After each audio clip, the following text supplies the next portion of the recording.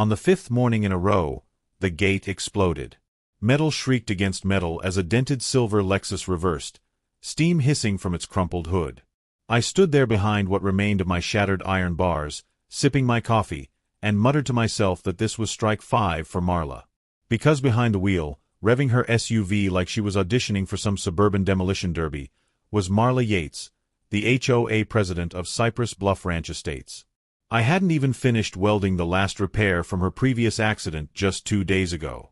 But this time, oh this time, I was ready for whatever came next. Let me back up and explain how I ended up here. My name is Jed Rick Boon, and I didn't ask for trouble when I moved to this place. All I wanted was peace, 40 acres of land, and a reinforced steel gate to keep the HOA drama out of my life. I'm a retired Army engineer who spends my days now restoring antique tractors. When I first saw Cypress Bluff Ranch Estates, I fell in love with the wide open space and the promise of rural living with just enough community nearby. I built my home with my own hands, planted rows of pecan trees that would grow tall and strong, and tried my best to ignore the HOA's increasingly absurd mandates about everything from mailbox heights to approved grass species. But Marla Yates had other plans for me. This Prada-booted tyrant of the HOA insisted that all ranch gates in our community be what she called aesthetically uniform and non-aggressive to community flow. What that really meant was that my hand-forged steel gate with custom eagle detailing was apparently too masculine and threatening for her delicate sensibilities. She actually told me once, with complete seriousness, that she didn't like how it looked in her Instagram selfies when she drove past. So she started ramming it. Not once, not twice, but repeatedly. She claimed each incident was an accidental bumper misalignment, as if anyone would believe that someone accidentally drives into the same gate 5 times in 10 days. I tried to be reasonable about the whole situation. I sent letters through certified mail. I wrote polite emails asking her to please be more careful when driving near my property. I even suggested mediation through the HOA board, thinking surely the other members would see how ridiculous this was becoming.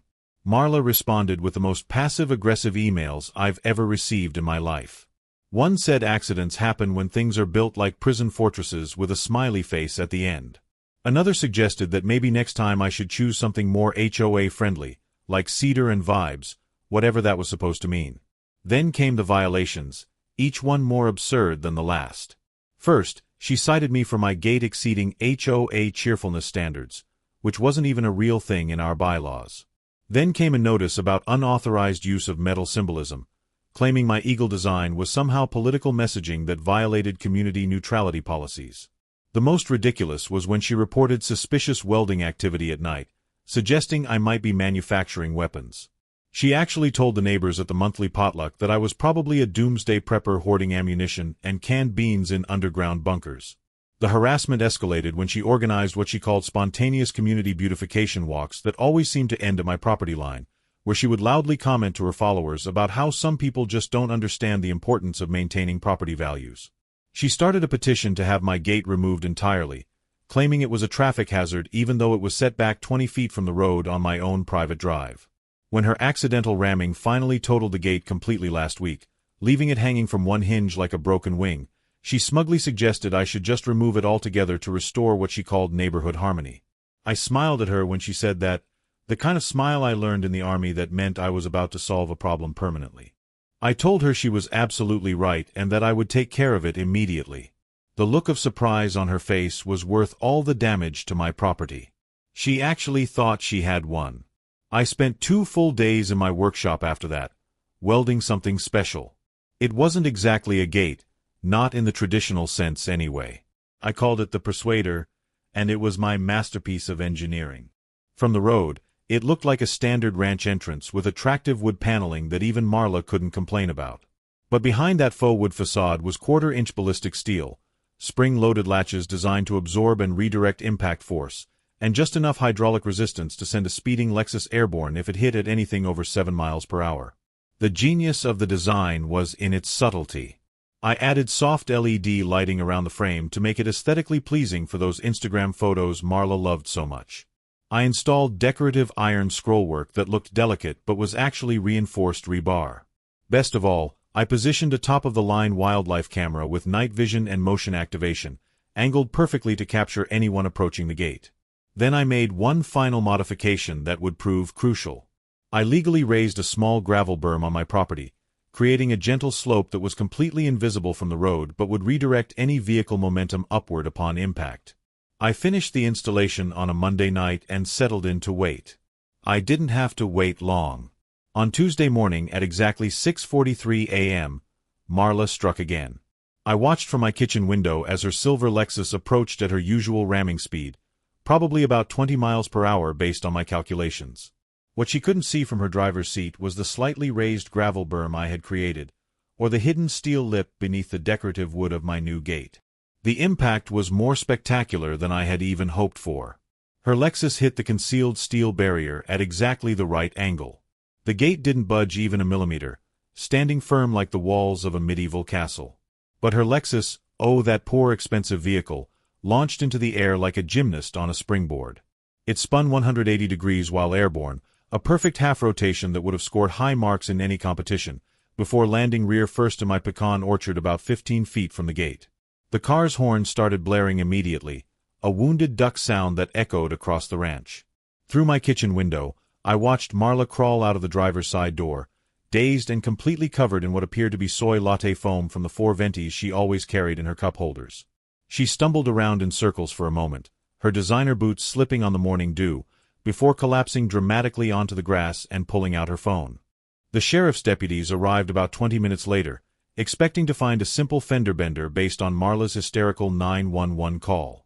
Instead, they found a totaled Lexus lodged between 2 pecan trees with its airbags deployed, a rattled HOA president screaming about trapgates and attempted murder, and me standing calmly at my front door with a fresh cup of coffee and a pleasant smile. When they asked what happened, I simply handed over a thumb drive containing crystal-clear HD wildlife camera footage of Marla deliberately accelerating toward my property and ramming my gate, along with a tin of homemade pecan brittle my wife had made the night before. The deputies watched the footage right there on their patrol car laptop, and I saw their expressions change from confusion to amazement to barely suppressed laughter. The footage showed everything in perfect detail, including Marla checking her mirrors to make sure no one was watching before accelerating toward my gate. It even captured her saying out loud to herself that this would teach me to respect HOA authority, which was particularly damning evidence.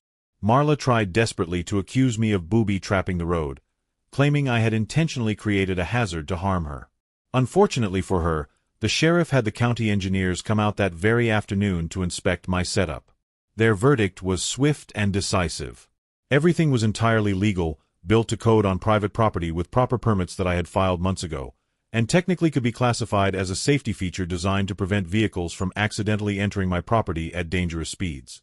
The sheriff himself stood there looking at my gate with obvious admiration, running his hand along the concealed steel frame and nodding appreciatively at the engineering. His only comment before leaving was to shake my hand and say that it was one hell of a gate I had built. One of the deputies even asked for my card, saying he might want something similar for his own ranch. The HOA called an emergency meeting that very evening, and I attended wearing my finest bow tie and carrying a bowl of fresh popcorn to share. The entire community packed into the clubhouse, everyone whispering and staring as I took my seat in the front row. Marla sat at the board table with a neck brace she definitely didn't need and a look of pure hatred directed at me. I had come prepared with a presentation that I had been working on for months, just waiting for the right moment. The slideshow included time-stamped photos of all 5 previous collisions, each showing Marla's Lexus at various angles of impact with my old gate. I had drone footage of her parking across other residents' driveways and flipping off lawn ornaments when she thought no one was looking. The crown jewel was a signed affidavit from a neighbor she had bribed with banana bread to slash another resident's tires because they had planted roses that weren't on the approved flora list.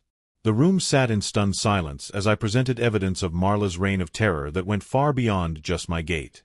There were forged violation notices, intimidation tactics against elderly residents, and even proof that she had been embezzling HOA funds to pay for her monthly Lexus lease.